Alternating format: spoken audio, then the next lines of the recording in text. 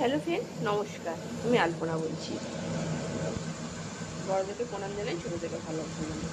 চলুন আজকে রেসিপি কী করবো দেখা যাক। দেখিনি আমরা। চলুন, সবাই ভালো আছেন তো? ঠান্ডা খুব পড়েছে, আজকে কোথা রোদ্দুর উঠেছে। যাই হোক, চলুন কাজে চলে আসি। আজ রান্না তো হচ্ছে ছাটি মাছ। কেউ বলে ল্যাটা মাছ, কেউ বলে ছাটি মাছ।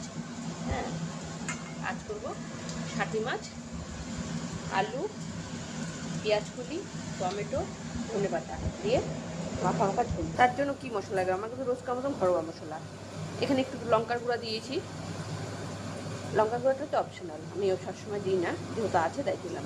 কাঁচা লঙ্কা দিয়েছি অল্প, আদার টুকরো দিয়েছি, 2-4 কুচি রসুন কুচি দিয়েছি, রসুন একটু কোয়া দিয়েছি।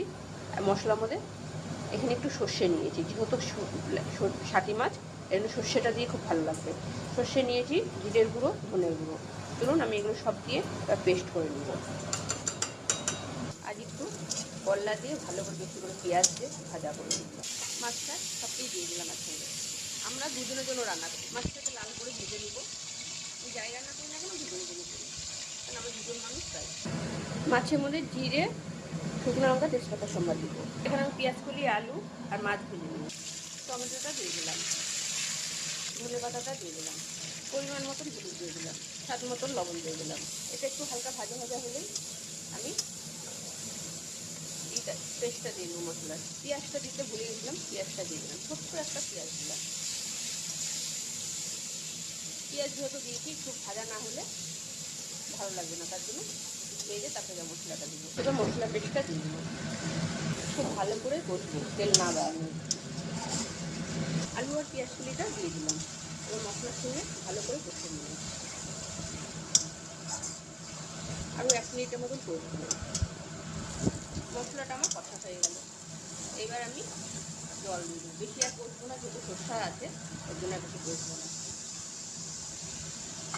সিদ্ধ হওয়া অবধি একটু জল দিলাম বেশি করে, এতটা ঝোল নামাবো না, অল্পই নামাবো। ঝোলটা ফুটে গেলে মাছটা দিয়ে দিব। আমার ঝোল হয়ে গেল, মাছটা দিয়ে দিব। ঝোলটা ফুটে গেল, মাছটা দিয়ে আর 1 মিনিটের মতন ফুটাবো, তারপরে নামিয়ে দেবো। আমার ছাটি মাছ বলেন আর কী মাছ বলেন, ল্যাটা মাছ বলেন, আলু দিয়ে আর পেঁয়াজকলি দিয়ে ঝোল হয়ে গেল। চলুন নামিয়ে দিই।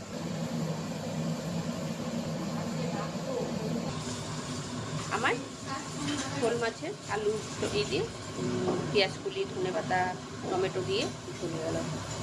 ল্যাটা মাছ, ছাটি মাছ কেমন হয়েছে অবশ্যই কমেন্ট করে জানাবেন। চলুন আবার নতুন রেসিপি।